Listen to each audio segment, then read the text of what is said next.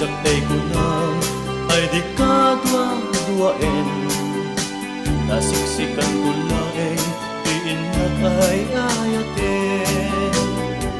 Amuman kay kayar arika, kas may saasabong alipay nagukrat.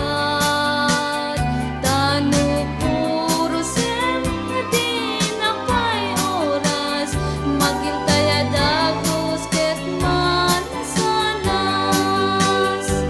Ang ading ay kayarigan, kas may saasabong akababangwan. Inkan puro sen kadagito'y dakula, ket ay walak to tatapnon di manasanas. Ipagpagapu di aputay nga Diyos, di ka pagtuuken malmalday papuso. Napipiyaman tay at ibiyag ko't mauyos, hintay agbiagak nga matutuo.